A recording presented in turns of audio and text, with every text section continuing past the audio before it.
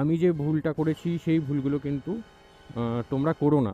Guys, তোমরা যারা আমার ভিডিও দেখো মোটামুটি তারা জানো যে এটা আমার 4 নম্বর বাইক। এর আগের 3টে বাইক কিন্তু আমি সেকেন্ড হ্যান্ড কিনেছিলাম। সেই বাইকগুলো কেনারই এক্সপিরিয়েন্সটা একটু তোমাদের সাথে শেয়ার করি।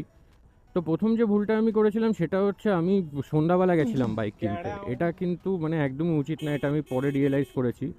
ম্যাক্সিমাম তুমি জিনিসপত্র দেখতে পারবে না, বা নিজের কাছে বাইক না থাকলে তো অতটা এক্সপিরিয়েন্স মানুষের হয় না।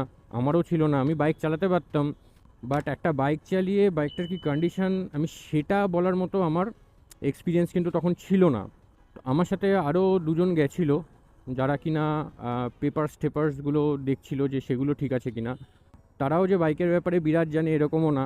আর আমি বাইক চালিয়ে কী বুঝেছি আমি নিজেও জানি না ভাই, কারণ আমি গ্ল্যামারে বাইক চালানো শিখেছি।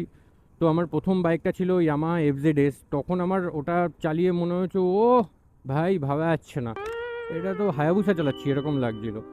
দমদম গেছিলাম, দমদম ক্যান্টনমেন্ট।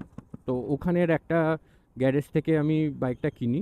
পরের দিন যখন আমি সকালবেলা ঘুম থেকে উঠে বাইকটাকে দেখি, তখন তো ভাই দেখলাম বাইকে অনেক দাগ, যেগুলো কিনা আমি রাত্রেবেলা খেয়ালও করিনি। প্রচুর স্ক্র্যাচেস, ডেন্টস।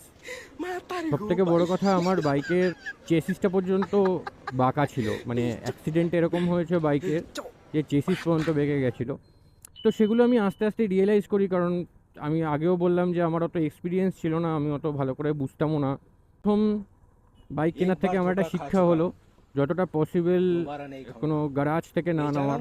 আমি চেষ্টা করছিলাম কোনো ইন্ডিভিজুয়ালস কারোর থেকে নেওয়া যায় কিনা। সেকেন্ড যখন বাইকটা কেনার সময় আসলো,